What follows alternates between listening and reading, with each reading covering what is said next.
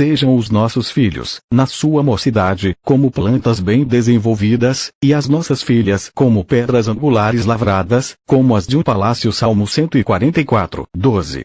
O pequeno povo.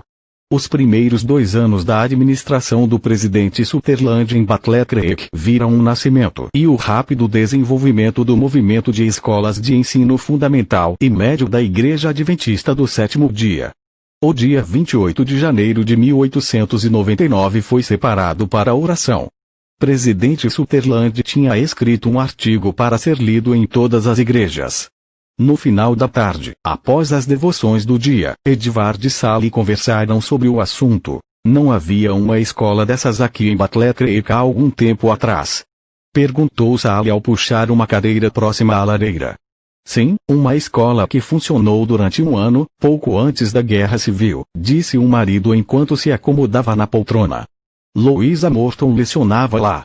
Então, em 1860, John Fletcher Bennington reviveu a pequena escola de Battle Creek. John Fletcher era filho do pastor John Bennington, primeiro presidente da Associação Geral, não era? Edward balançou a cabeça afirmativamente. Ele também tinha um profundo interesse em escolas de ensino fundamental e médio. Abriu uma delas na sua casa, em Bexridge, New York, e sua filha Martha lecionava. Isso foi em 1854. Aquela deve ter sido a primeira escola do gênero, e foi inaugurada há 45 anos atrás. Levou bastante tempo para dar início àquele trabalho. Discutiram a importância urgente de escolas básicas e secundárias operadas pela igreja. Chegaram à conclusão de que, em meio ao fervoroso entusiasmo que os pioneiros sentiam pelas recém-abraçadas doutrinas e pela urgência de espalhá-las por toda parte, negligenciaram a importância de treinar seus filhos na fé, que eles apreciavam tanto. 50 anos já haviam se passado.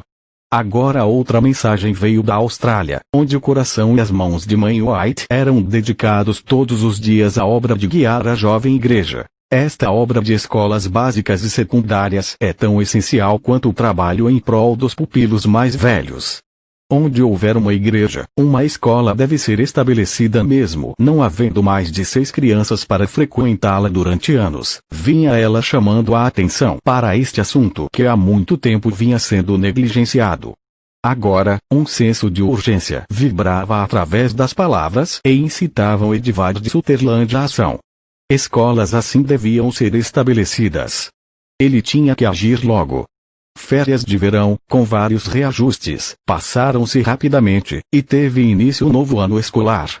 Um número gratificante de estudantes estava matriculado no novo departamento de treinamento de professores. O futuro das escolas nas igrejas passou a parecer mais esperançoso, mas o futuro parecia distante demais. A necessidade não podia esperar. Algumas igrejas já estavam pedindo professores. O primeiro pedido viera na primavera do ano anterior de Bear Lake, Michigan, lar de Albert Alkire. 2 igrejas em Indiana também fizeram solicitações. Presidente Sutherland espalhou as cartas sobre a mesa do escritório. Sabia o que Ellen G. White havia dito sobre o assunto. Na mesma direção, na capela, um mar de ávidos jovens sugeria a solução. Mas poderia algum desses estudantes interromper sua educação? Atrever-se-ia a perguntá-los. Como responderiam? Com vigor determinante, o jovem presidente entrou em ação. Primeiramente, buscou o apoio tanto dos professores quanto da comissão. Então, expôs seu desejo aos estudantes na capela. Falou aos estudantes sobre um lugar que precisava tanto de um professor, que sentia-se tocado a perguntar se algum estudante presente se voluntariaria a interromper sua educação para responder ao chamado. Ninguém respondeu. Edward Sutherland ajoelhou-se em fervente súplica. Na manhã seguinte fez seu segundo apelo. Uma jovem levantou-se oferecendo-se a ir. Então mais 2 estudantes seguiram o seu exemplo. Estes primeiros 3 voluntários puseram de lado sua educação para ir a igrejas longínquas e ensinar a meninos e meninas que nunca viram antes. Maud Atherton foi a Fairmesburg, Indiana. Mattie Piazzi também foi a uma escola em Indiana. E Maud Volcott, mais tarde Sra. Arthur Spalding, respondeu ao chamado da família Alkire em Bear Lake, Michigan. Dentro de semanas, outros se voluntariaram. Minnie Hart foi para Milwaukee, Bertha Wolcott para Erie, Pensilvânia. May Pines ensinou os órfãos do lar da família Askew em Battle Creek. Pelo Natal, 7 destas escolas estavam em operação, e por março, 13 tinham aberto. Então, uma explosão de energia envolveu o movimento. Durante o ano seguinte, 57 escolas de igrejas foram organizadas. No outono de 1900, aproximadamente 150 escolas abriram as portas aos filhos da crescente igreja. A obra das escolas de igreja iniciara uma carreira permanente, e presidente Sutherland fora, e continuava a ser, o principal promovedor. Ele é considerado como um pai do sistema de escolas de igrejas adventistas do sétimo dia. Em Battle Creek, como presidente da faculdade, soou clarido chamado para estabelecer escolas nas igrejas. Em um ardente discurso na reunião da Associação Geral de 1899, disse: "Chamamos os irmãos mais velhos para fora de Babilônia, mas deixamos nossos filhos frequentarem escolas egípcias e aprenderem os caminhos egípcios." A edição de fevereiro de 1899 do Advocate, órgão oficial do novo movimento de reforma de Battle Creek, relatou: "Há um ano, o assunto das escolas nas igrejas era pouco pensado. Hoje, já atrai a atenção de todo o Estado da União." A reunião da Associação Geral de 1899, realizada em South Lancaster, Massachusetts, lançou de forma ativa o movimento das escolas básicas e secundárias nas igrejas. Com tal força e inspiração, o presidente Sutherland e seus apoiadores expuseram o dever da igreja, que tornou-se tópico de conversa e oração nos lares adventistas do país. Na reunião seguinte da Associação Geral, realizada em Battle Creek em abril de 1901, 3 recomendações foram feitas. 1. Exortar ao povo quanto à importância do estabelecimento de escolas nas igrejas. 2. Recomendar que os obreiros da associação não considerem sua obra pelas igrejas completa até que, quando possível, escolas sejam organizadas nas igrejas. 3. Recomendar a nomeação de superintendentes das escolas de igreja na União e nas associações dos estados da Austrália. Ellen G. White olhava aqueles acontecimentos dramáticos e a aprovação oficial do crescente movimento das escolas nas igrejas e o endossou com todo o fervor de sua natureza. Talvez o passo mais radical da reforma estava relacionado com os livros didáticos. Quando a Associação Geral formou o Departamento de Educação em 1902, os líderes educacionais da igreja eram Edward A. Sutherland, Frederick Griggs e C.C. Lewis. Presidente Sutherland liderava a principal escola de treinamento e, juntamente com M.B.C. de Grave, providenciaram os primeiros livros didáticos para ensino fundamental. Muito fora escrito na literatura da igreja contra sentimentos pagãos e céticos em alguns dos textos utilizados em escolas públicas e defendendo que a Bíblia deveria ocupar o primeiro lugar como um livro didático.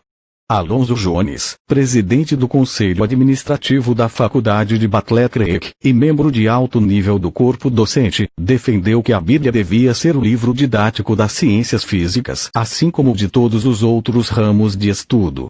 Um desvio tão dramático dos padrões educacionais da época instigou muita oposição.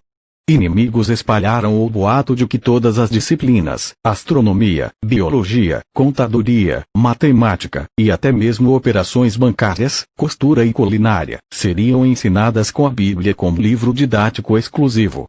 Este relatório dos inimigos da reforma não expõe um quadro verdadeiro e pode ser refutado em 4 pontos. Primeiro, uma declaração de Ellen G. White: o estudo das ciências não deve ser negligenciado. Livros devem ser usados para este propósito, mas devem estar em harmonia com a Bíblia, pois ela é a norma ênfase acrescentada. Segundo, no sermão de encerramento da Escola de Verão de 1899, Alonzo Jones disse: primeiro de tudo, tenham em mente que a Bíblia como livro didático de todo estudo não significa que a Bíblia seja o único livro didático na educação. Terceiro, durante a Escola de Verão de 1900 em Battle Creek, uma comissão de livros foi nomeada para prover livros didáticos. Assim, sabemos que outros textos além da Bíblia foram aprovados e providos. Quarto, no Advocate de novembro de 1903, a segunda edição de Bíblia Reader Leitor da Bíblia número 1, foi anunciada e preparada por Edvard Sutherland e M.B.C. de Grave. Na mesma página o Advocate anunciava a lista de preços de uma linha completa de livros didáticos para escolas básicas e secundárias. Juntamente com a senhorita de Grave, o jovem professor preparou, entre 1900 e 1904, uma coleção de material para leitura chamada de Bíblia Readers. Outro material, Mental Aritmética Mental, de autoria de Edvard Sutherland, apareceu em 1901. Não se assemelhava a nenhum material do gênero até então publicado. Continha problemas sobre os ossos do corpo, sobre a diferença de preço entre feijão e bife, sobre distâncias na Terra Santa, sobre cronologia do Antigo Testamento, sobre construção, sobre como fazer um relatório de colportor, e sobre transações e outros assuntos práticos. Jovens adventistas eram ensinados a como calcular seus dízimos. O último dos Readers de Sutherland de Grave foi impresso em 1905.